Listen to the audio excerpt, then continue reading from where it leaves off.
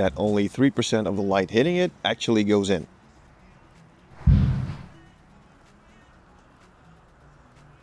Okay.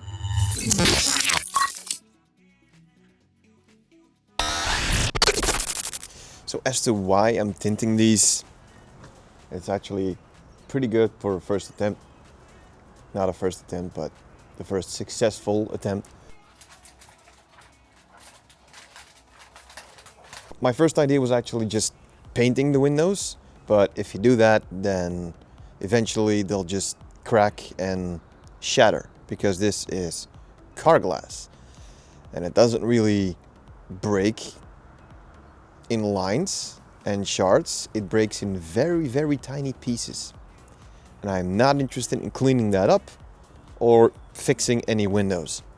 That's why tinting is actually the best job, because it doesn't absorb heat, it reflects heat. Is it a perfect job? No, but then again, I'm not a professional.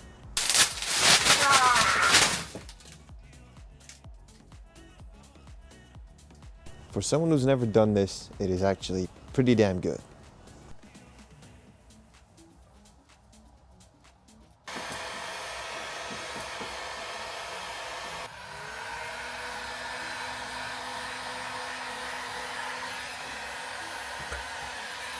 As it turns out, I suck at this. It actually looks horrible. Let's try this again tomorrow. I'm taking it off.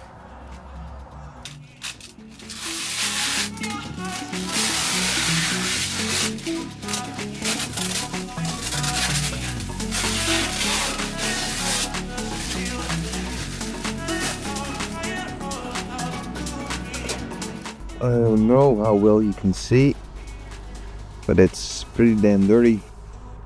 See those spots? That is going to ruin my tint job.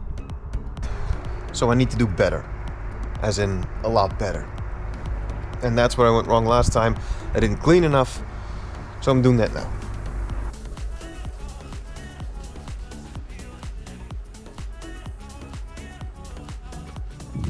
Take off the grime with a scraper. Very important. As you can see, that looks a lot better.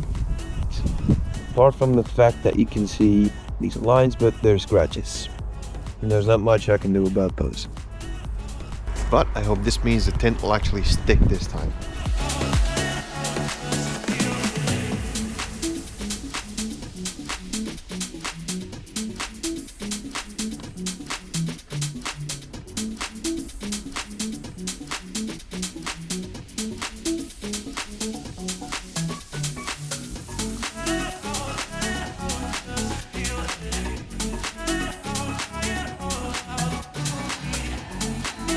Got my first window finished. Is it good? Nah, not that good. But for someone who's never really done this before and is not really a pro at tinting windows, it's not bad actually. Now let me give you the rundown on how to actually tint windows properly. First thing you have to do is clean. Clean, clean, clean. Make sure the windows are clean, because there's a lot of grime, grease, dirt, sand, dust on there. Just get rid of that. Use a proper cleaner and use something to actually scrape off any grime or tough dirt.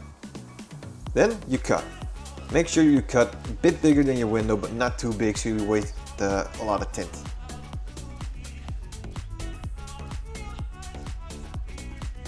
Wet the outside of your window with the mixture of dish soap and water. Put on your tint. Stretch it out a bit, make sure it looks good.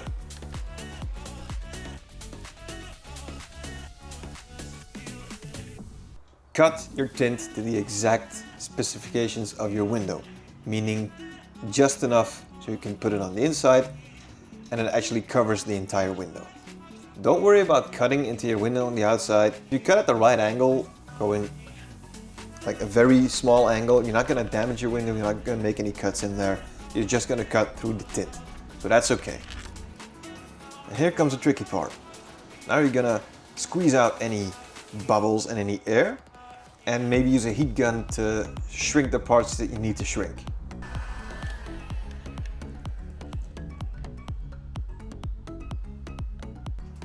Onto the inside window. So now you wet the inside window with the same solution of dish soap and water. Then you go back outside, take off the protective film, all the way. Just take it off all the way.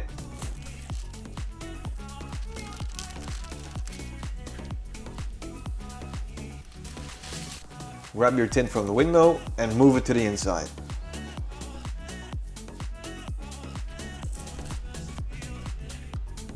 Good piece of advice, if you can, try to do this indoors, because if you do this outdoors, the wind is gonna mess up your tint.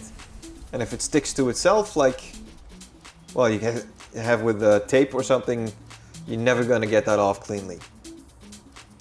Then you put it on the inside.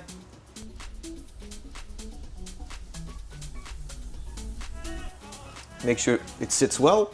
If you need to, a bit more dish soap and water. You can't overdo it. You put it on and you start squeezing. Squeezing out all the little bubbles and air and make sure it's tight. If you have to, use a heat gun, shrink it down a bit more, but be careful not to overdo it, because once it's shortened too much, it's not gonna stick well. Getting a professional to do this is expensive. So I'd rather waste a little material and learn it myself than get a professional to do it and spend a ton of money. This was not easy at all because I'm not that good at tinting, but it actually works fine, works very well. Especially if you know that the sun is on the van right now and barely anything is coming in. This is awesome. Is it perfect? No. There's a couple of things that don't work that well. I've made mistakes here and there, like the ones on the back, they look horrible. I might redo those some other time. The ones on the sides, actually, they are not bad. They look pretty good. There's a couple of fingers and streaks, and this one's actually the worst. There's a couple of streaks here. This one's sort of okay. That one is perfect. Absolutely perfect. And this one has about 4 little bubbles that I can't get rid of. All in all, it's not a bad job. Pretty damn good. And most importantly, it frickin' works. Looks good, actually. Now you can already see how dark it's gotten. Now let's see how dark it actually gets when I close the doors. Now, it might not show up on camera, but this is a lot darker. This is perfect. It's great for the animals. Now let's try to get out.